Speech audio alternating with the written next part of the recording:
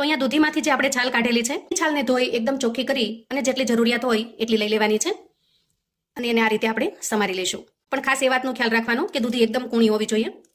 જો ઉપરની છાલ એકદમ કઠણ હશે તો ચટણી જોઈએ એટલી સરસ ટેસ્ટી નહીં બને. તો એના માટે આપણે ગેસ ઓન કરીશું અને ગેસ ઉપર એક નાનું પેન મૂકીશું. હવે પેનમાં અંદાજે 1 ચમચી જેટલું તેલ ઉમેરી દઈએ. થોડી ચપટી જેટલી રાઈ ઉમેરીશું અને થોડું જીરું ઉમેરીશું અને ત્યાર પછી થોડી હિંગ ઉમેરી દઈએ.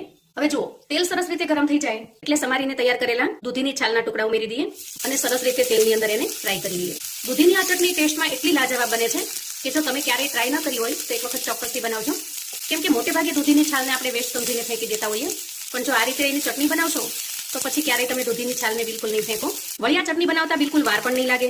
અંદાજે 30 મિનિટની અંદર જ છાલ સરસ રીતે શેકાઈ જાય છે. આપણે છાલની અંદરનું માત્ર કાચાપણું દૂર કરવાનું છે, જે માત્ર 30 મિનિટમાં જ સરસ રીતે શેકાઈને તૈયાર થઈ જાય છે. હવે છાલની ઉપરનો કલર જો થોડો અમથો સોનેરી અથવા તો બ્રાઉન કલર જેવો થવા લાગે અને છાલ થોડી અમથી સોફ્ટ થઈ જાય, એ સમયે આપણે 2 ચમચી જેટલા શિંગદાણા ઉમેરી દઈએ અને થોડી વાર માટે એને પણ સરસ રીતે શેકી લઈએ. થોડી વારની અંદર શિંગદાણા પણ સરસ રીતે શેકાઈ ગયા છે, એટલે કે અંદાજે 1 મિનિટની અંદર બંને વસ્તુ સરસ રીતે શેકાઈને તૈયાર થઈ ગઈ છે.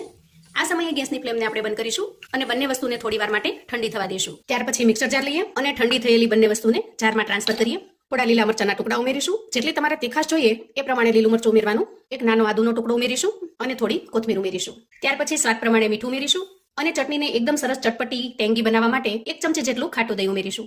તમારી પાસે જો મોળું દહીં હોય તો થોડું લીંબુ ઉમેરી દેવાનું. અહીંયા તમે દહીંની જગ્યાએ અડધા લીંબુનો રસ પણ ઉમેરી શકો છો અથવા તો આમચૂર પાવડરનો પણ ઉપયોગ કરી શકો છો. અને ત્યાર પછી ચટણીને ખાટી અને મીઠી બનાવવા માટે થોડી અમથી ખાંડ ઉમેરીશું. તમારે જો ખાંડ ન ઉમેરવી હોય તો તમે સ્કીપ પણ કરી શકો છો. ચટણી પણ એકદમ સિમ્પલ મસાલાથી તૈયાર થાય છે. તો હવે ઢાંકણ ઢાંકી એકદમ ટેસ્ટી એવી ચટણી બનાવીને તૈયાર કરી લઈએ. વાહ, જુઓ, એકદમ ટેસ્ટી એવી ચટણી બનીને તૈયાર છે. ચટણી પીસવામાં જરૂર પડે તો તમારે 2 ચમચી જેટલું પાણી ઉમેરી દેવાનું. હવે તૈયાર થયેલી ચટણીને આપણે એક બાઉલમાં કાઢી લઈએ.